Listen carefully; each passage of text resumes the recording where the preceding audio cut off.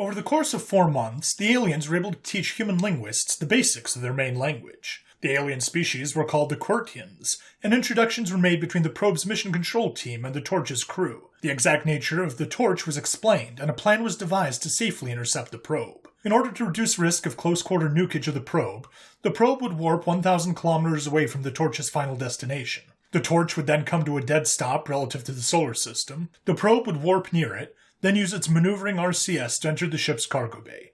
The Quirtians gave the human government permission to have the probe to be brought back to Saturn for R&D. After warning us about the dangers of warping within a solar system, we decided that it would be a good idea to keep the device away from the Earth. Quirtian Planetary Space Agency. Quirtian Homeworld. Human name to be determined. 4 months, 3 weeks after pulse. Met and the crew were waiting in hushed excitement. The first direct video communications between two star systems was about to be tested. "This is Metz of the Quirtian Planetary Space Agency. Please respond." 5 minutes passed with bated breath. The screen went from black to a video of the Torch's bridge. "This is Captain William Robert Monger of the Human United Sol Republic. On behalf of the entire Sol system, we're glad to hear you." The human looked somewhat similar to the Quirtians. He was a reasonably built bipedal creature with short gray hair. His skin color was fairly pale, and he had brown eyes with unusually circular pupils. While scale was impossible to determine from a video without any reference points, the captain's height was given to them. Comparing the two, Met himself was 1.43 meters tall, while the captain was 1.82 meters tall. Looking at the other humans in the background, it was clear that their species had a very large range of heights, colors, and builds. There was a much shorter female with a significantly more muscular build, and more pale skin and red hair, as well as a darker-colored man with jet black hair. The captain continued, "Thanks for giving us permission to take your probe back. We intend to reverse engineer the technology for warping, and hopefully we can work together to improve it. The ship heading your way was originally designed to push a few million tons of cargo between planets.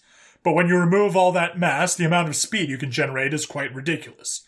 Honestly, we probably would have brute forced a path between stars and sent an Orion-powered ship to your star system within the next 300 years, even if you hadn't proved FTL's possibility. With your warp technology, coupled with our current nuclear pulse technology, we think it would be possible to send you an unmanned probe with an overall travel time of less than 4 months. But that would be kind of pointless now that we have FTL communications. Our top priorities as of now are to share our technology, create a warp network between our planets for instantaneous communication, and eventually increase the speed of warping in order to get nearly instant communications between our systems. Your data on the warp test has already jump-started our R&D divisions and sent us into overdrive." Met was shocked. The specifications of the ship had been sent to them, but they had assumed it was designed for speed alone. Moving millions of tons of material between planets? How much had they colonized their system? "Excuse me for asking this, but it hasn't really come up yet. How many individuals does humanity already have around the Sol system? Since the response is going to take a while, I'll also ask some more questions in a similar vein. How many planets have you colonized? How long have you been a spacefaring civilization? And what is your most advanced non-nuclear drive technology?" Carr spoke up. "Hello, this is Carr. I'm a scientist working with Matt. I also want to ask some questions. How advanced are your computational systems? And have you managed to develop artificial gravity?" Eventually, the response came. "I had to consult with some people for these questions. Our first satellite was launched 252 years ago. We currently have permanent colonies on our moon, 1 planet, 1 asteroid, and 1 moon orbiting our second-largest gas giant, which we call Saturn. Starting from the closest and working outwards, our first colony was placed on Earth's moon around 150 years ago. We have approximately 10 million people who are pretty much self-sustaining and constantly expanding. We initially sent a colony of 5,000 people to set up a hydrogen-oxygen refining depot at the North Pole. They generate enough power through solar and nuclear to grow their own food, and seeing as they mine water, hydroponics was fairly simple to set up with some large initial shipments from Earth. As of now, the moon acts as a lower-gravity launch facility to send people to other colonies, and holds a few very large, highly automated directed energy facilities. I'll get to that again in a sec. Our second colony is on the 4th planet, Mars, founded 60 years after the moon colony. It currently holds about 1 million people. It's not yet finished, but before we started terraforming, Mars used to be essentially inhospitable to life. Even now, there's still no real plant life on the surface, but the atmospheric pressure has been raised via a 10 million square kilometer mirror system on the far side of Earth's moon. It focuses sunlight hitting to any area it faces in the solar system, and has been used to heat up Mars's ice caps and power Martian solar arrays. Unfortunately, it's not useful for half of the time, but due to safety concerns, we're not making one facing the Earth. The Earth side still gets beamed energy, but they're much more focused, lower powered, and use lasers instead of a mirror array. I digress. Our third colony is currently the smallest.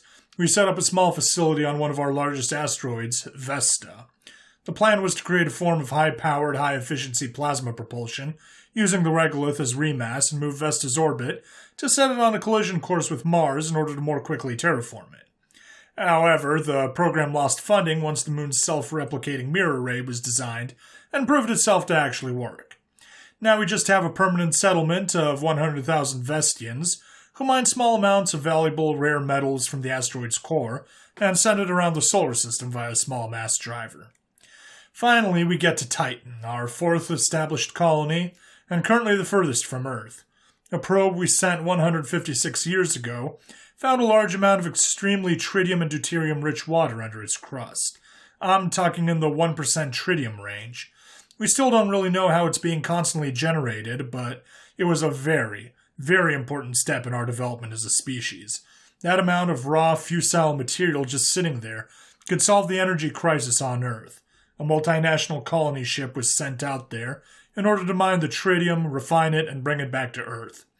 They brought with them top-of-the-line fusion reactors, and with the abundance of electrical energy, their population exploded, despite being so far from the sun. Even now, Earth is a strong trading partner with Titan, with regular shipments of tritium from Titan, and Titan gets large shipments of manufactured products, refined materials, and cultural entertainment. In total, they have a population of roughly 100 million people, and have begun developing, with limited success, fusion engines. Also, Earth has around 12 billion people on it. At the moment, we use quite a large number of different drives. Our most powerful non-nuclear drive, thrust to mass, is actually a chemical bipropellant drive using stabilized nitrogen allotrope explosives mixed with a hydrocarbon binder. Our most common drive, on the other hand, is the arc jet, using water as remass. It gets quite good efficiency at low flow rates, and with beamed power from the moon, a ship doesn't even need to have a nuclear reactor to escape Earth's gravity well.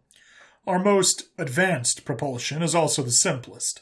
Direct laser ablation allows us to achieve basically unlimited exhaust velocities, because there's no chamber wall to heat up.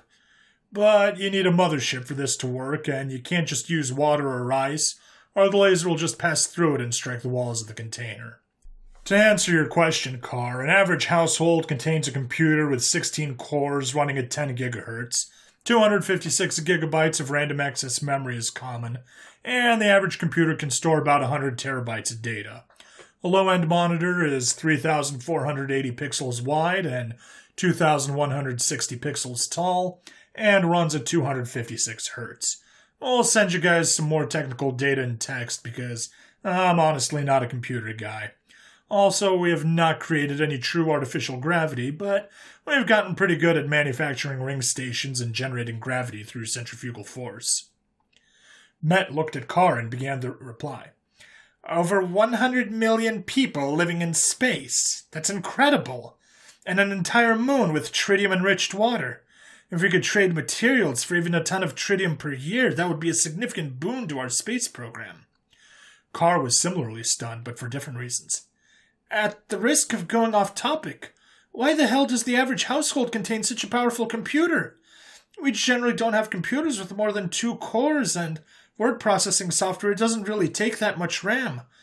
Our weather computers are significantly more powerful than that, as are other supercomputers for running various simulations, but the average computer?